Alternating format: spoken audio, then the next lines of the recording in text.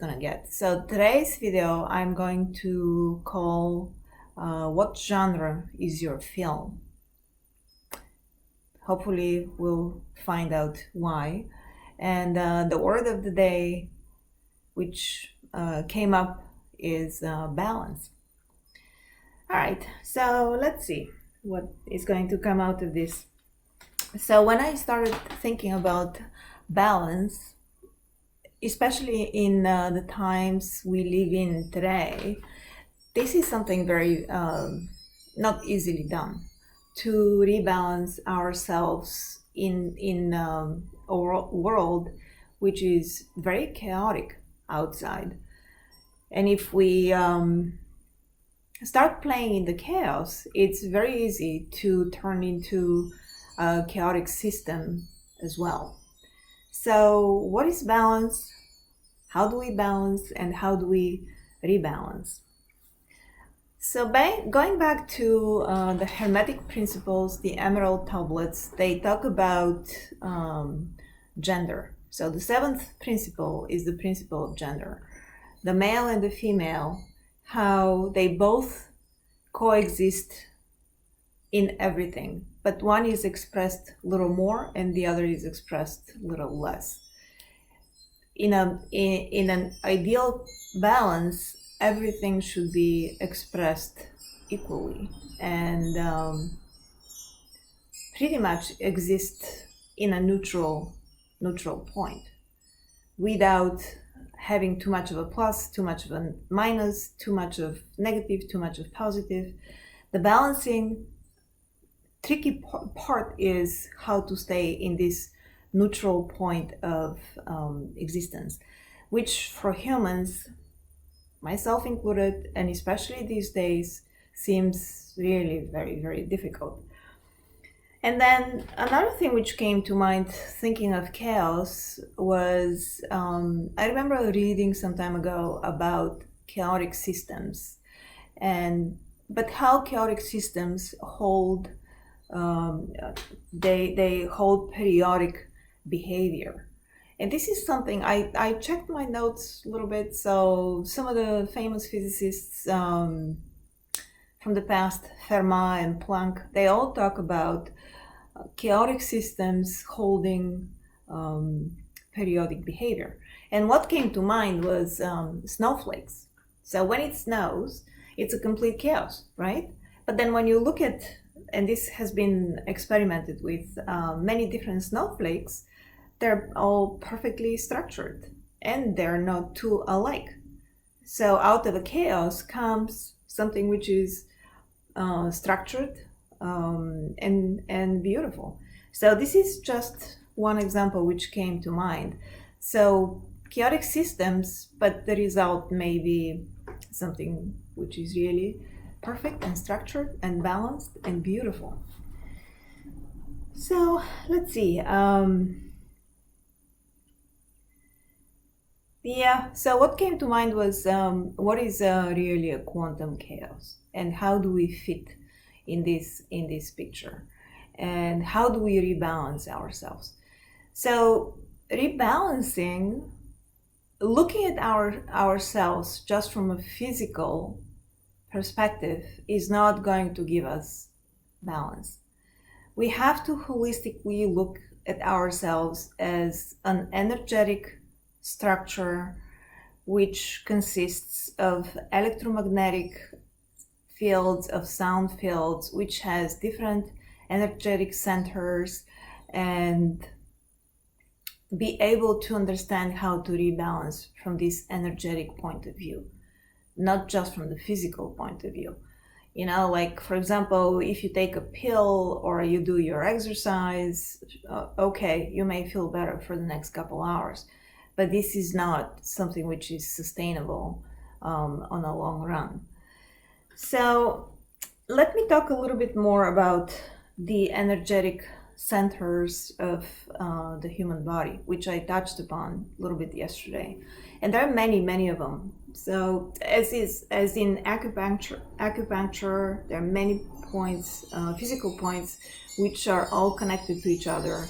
Also reflexology, like the feet points, Each one of them connects to different organ in the body, and stimulus on one can result in affecting a different organ in the body just by pressing a specific point.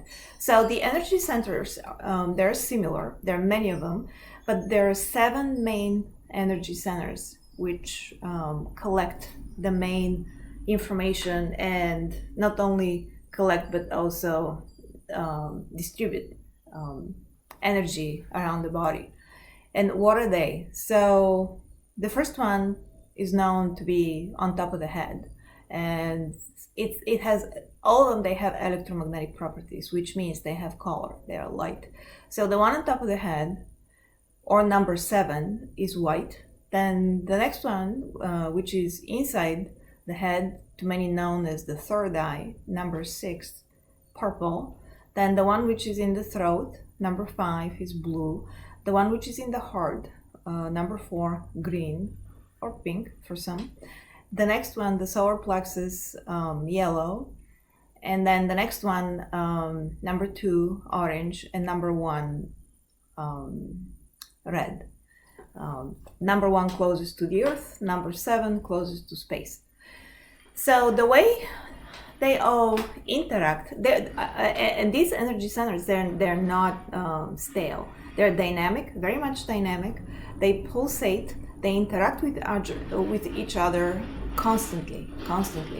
And this field around us has, again, electromagnetic properties and sound properties, both. They're intertwined. The field around us is very well measurable. It's a subtle field, but it can be measured. Each little cell inside of our body has the same field, and more difficult to measure, but it expresses itself, recombines with different cells, and it expresses outside of the body. In many instances, the field outside the body may reach up to 6 feet. It also depends, the size of the person depends on the age of the person too.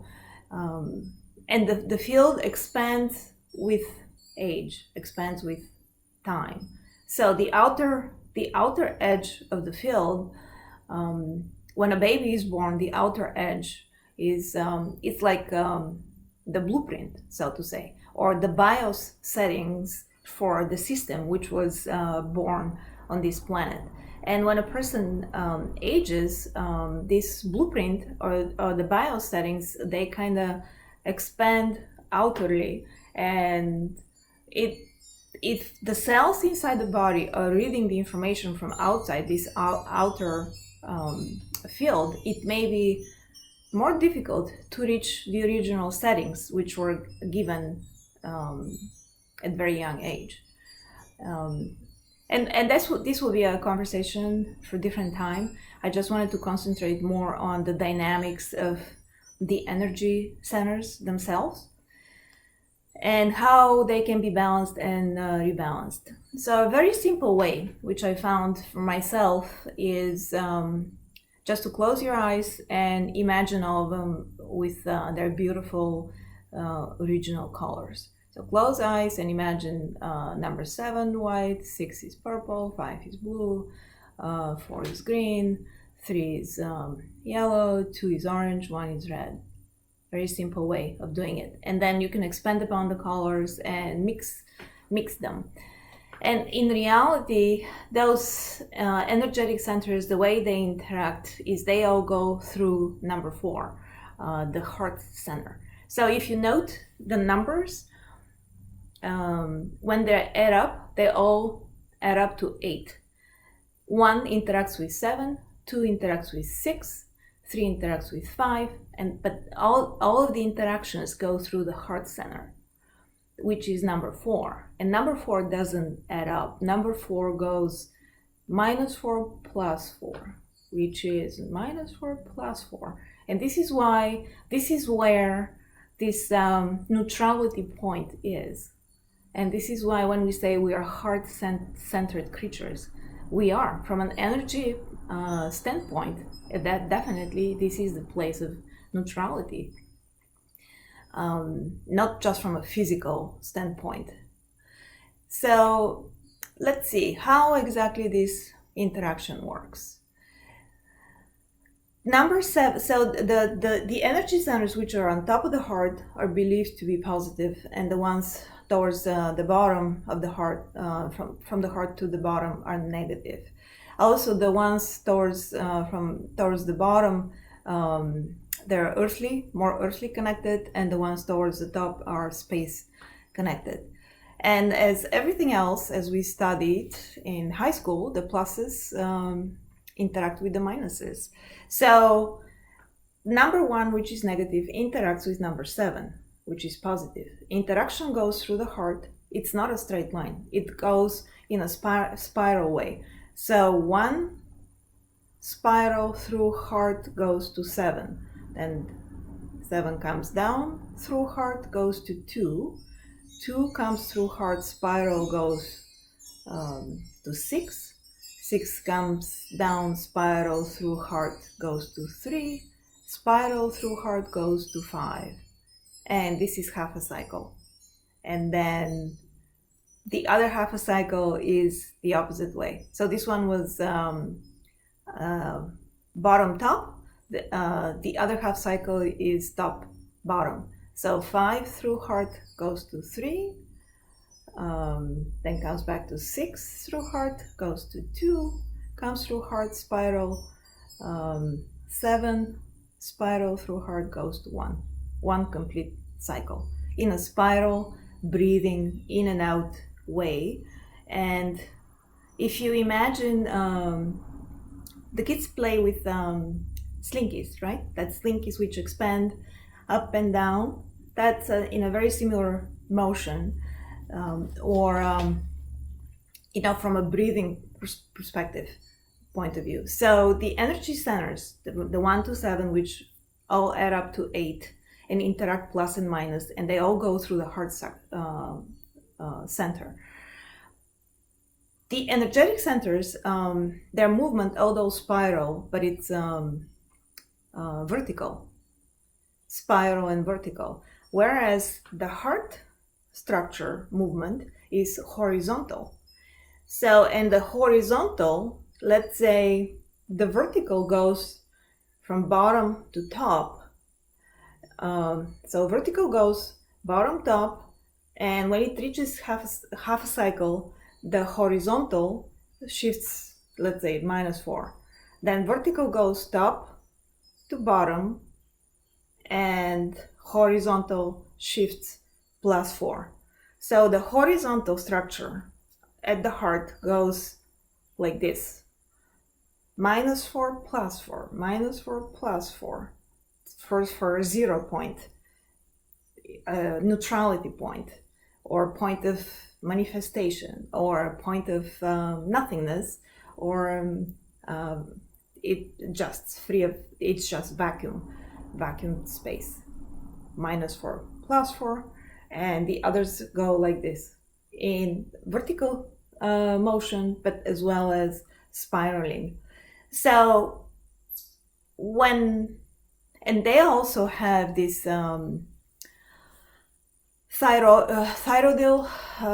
toroidal shape as well. So not only they go like this, but when a half a cycle is completed, the whole structure flips. So it's almost like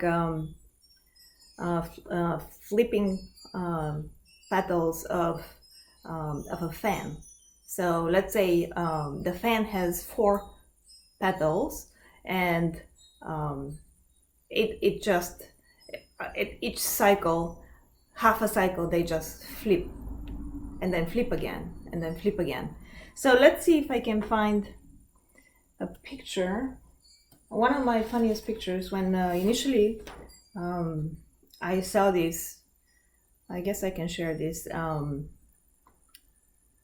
Actually, I looked at it, and all looked green. Heart structure, 0 point, and I called it the flying clover, because this is exactly how it looked. So the 0 point,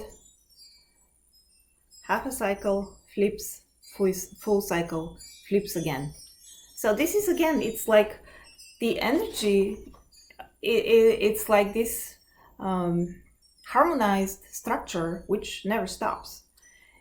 It's like a harmonic perpetuum mobile which never stops. And this is something which I initially saw. This wasn't for the human, this was more like for the planetary, the earthly structure, very similar on a different scale. So this goes true for cell level, for human body level, for planetary level. Each structure has its own energy fields which interact with each other, and nothing is separated, nothing is disconnected. Let's see, there is one additional picture here. So toroidal movement of the energy through the heart structure, spiral, vertical, up and down, and horizontal, left and right from the 0 point. So this would be, so this is like, and I had written here, it's a pulse in and out, and it's a breath. So breathing is extremely important. So it's almost like when we breathe in, we collapse the field in, we breathe out, we express the field out. So in this constant motion of breathing in and out, we are actually communicating with everything which is around us. And I'm looking at this plant behind me. That little plant has its own structure as well. And my etheric or energetic pulse is very much connected with the pulse of this little plant. And by the way, if I tell the plant, I love you, it may love me back. Or if I even think about it, it knows I like it. So thoughts, words, emotions towards other living things are really important. It's about the quantum energy distribution, and we are part of this quantum energy distribution. And so, all right, so balancing. Let's, from an energetic perspective, and there are sound waves as well. So it's not only the electromagnetic waves which flip and flop based on their electromagnetic charges, but also there is sound which is like goes with the breathing waves, the in and the out, and they both interact. So speaking of balancing, it's all about balancing the polarities and being able to stay in this point of neutrality as much as possible. And even if we cannot do it all day long, even if few minutes, just thinking about this relaxes the body. It somehow goes home to its own energetic blueprint. So we can say the heart is the nucleus of the human field, and all of the other energy centers, they recombine in the heart energy center. What else I wanted to mention here? Oh, I just wanted to mention some scientific references. So there's this physician, Dr. Harold Burr, who was born in Massachusetts, 19th century. And I think he studied at Columbia University. And he was working on ovarian cancer and infertility at that point. And during his studies, he did a lot of research with animals and animal eggs, primarily chicken eggs. And what he found, somehow he found that the chicken eggs, they were polarized. So the north pole of the egg was positive, plus, and the south pole of the egg negative, minus. So this sparked such a curiosity in him. So he went and he studied hundreds of eggs from different species just to find the same thing. north positive, south negative. So, and he didn't end there. He just went on. He took a second degree, electrical engineering. He became an engineer. There were no instrumentations back then to measure more in depth what was going on with the eggs, and he really wanted to learn more. So, and he collaborated with some of his best engineering friends at the time. So they came up with instrumentation which was able to measure the field around the eggs in microvolts, because back then they didn't have such a sensitive instrumentation to do those measurements. So they created the instrumentation, and then he concluded that if this is true for animals, it must be true for humans as well. And sure enough, so he started measuring the human field. He worked primarily with women because of ovarian cancer and infertility. So he was able to get measurements of different women through the instrumentation which he himself built. And he was able to study the field around the human body in a lot of detail. So in one case, he was able to predict ovarian cancer, which was visible in the field, but it hasn't manifested in the physical body as of yet. So he learned how to see this in his studies in the field and just prevent ovarian cancer from manifestation or catching it very early, and so saving lives in that way. He also did a lot of studies around infertility, why this was happening. So he helped hundreds of women with his studies and the methods he developed. Sure enough, this is not well known. Nobody knows about his scientific research. Everything is buried somewhere in the libraries. It's not in the mainstream science. One wonders why. Because today, if we want to be cured, we either take a pill or we get our organs get cut out of us. These are the methods which are used by the Eastern medicine today. The Western medicine has different methods, but the two, it's very rarely when the two combine in one holistic approach, looking at the human body as a whole, and not looking from the physical perspective, but also looking from the energetic perspective of what is going on. Because this physical body is not just standing here in this physical existence. It has a quantum property, which with this field which is around us, and this is just one layer of the field. It's not disconnected from the quantum world outside of here. Also, there are layers upon layers of connection with that field, which begins from a little cell, goes to organs, goes to the body, goes to the field, and expresses itself, not like in this local place, but also globally through layers of existence, so to say. And by the way, everything is recorded in the field. If you are able to read the field, you'll find in it every emotion, every thought, every physical action. Nothing is missed. This field is like the most precise recording device ever.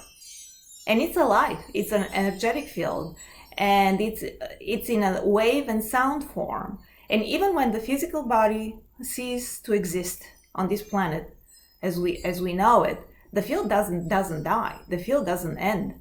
It continues. It's almost like it retracts back to its original point of existence, and all of the information which was recorded during this specific human experience, during this little time frame which the body was existing here, it doesn't go waste. All that information collected in this beautiful field goes back into the source where it came from. And again, if you compare this with computer technologies, this is almost like you save the information to a media, whatever that media may be, and it's a local media. Let's say you have your local hard drive here, which saves all this information, but also the information gets saved into the cloud. Let's use computer terms. It's not just local, it's local and cloud. It's distributed, it's quantum. Nothing gets lost. Nothing ever is lost Even the things which you see through your eyes, you don't even realize, even these things are registered in the field. It's an amazing quantum field of existence, and it's a living field. It's an expression. It's an incredible, intelligent expression of consciousness in form. That form being the human at this point of time of this existence. All right. So Dr. Harold Burr, go check him out. His studies are beautiful. I believe the energetic cures will come back for humans to be cured through energy methods, because today they're just left to some practitioners where science is laughing at them, and this is an old story. Actually, this story is not new. It started with René Descartes in France in middle centuries. A rich philosopher, physicist, a scientist, whatever, however you name it, and his bored bourgeois friends, they probably didn't know what to do with their time. So they decided to work on science, but they didn't want to get into the invisible. So it's almost like, let's meet with the church. We're going to work on the visible, and the church is going to take over the invisible. So let's split science and religion, science and belief, and this is all we're going to concentrate on up until this day. Like, science is the physical. There is nothing which is beyond and above. And again, talk about balance. This is like the separation, the polarity, and the balancing. Cannot have one without the other to achieve balance. I believe a human consciousness at this time is at a point where these things, they cannot be hidden anymore. The energetic studies, energetic healing, quantum healing, it will become something of everyday life. Cannot be separated, cannot be unbalanced to this extent. And many of you know what I'm talking about. It's all about empowering certain individuals, certain companies, certain industries for their own service to self.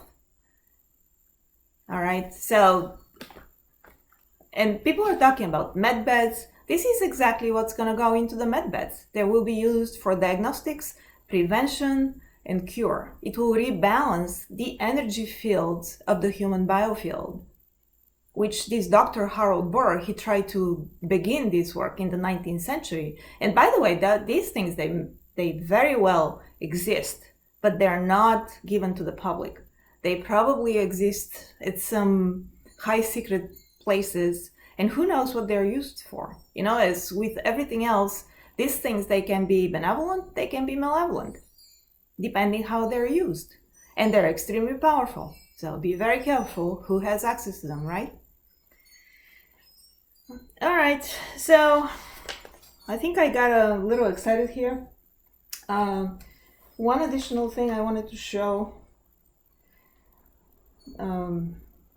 how this is, again, it's a little picture of the chakras and how energy moves, and how each one of them has its own toroidal field and the little flower flip-flops on an electromagnetic basis, and how they move vertically, but they also move horizontally, and how the heart chakra balances all of that movement.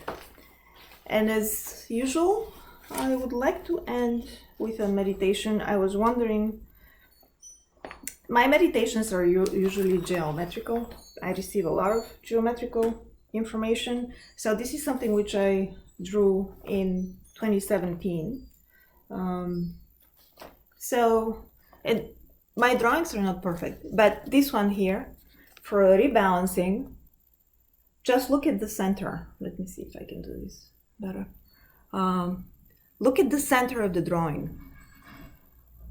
Rebalancing green, rebalance with the heart chakra, with the 0 point. Throw your desires in there. Create your beautiful thoughts, enhance them with your amazing emotions. Create that picture and throw the desires in the center. Manifest. Because as is in Dr. Burr's studies, if it's in the field, it has to manifest in the physical as well. Stay with the beautiful. Stay with the balance. All right? Talk again soon. Bye.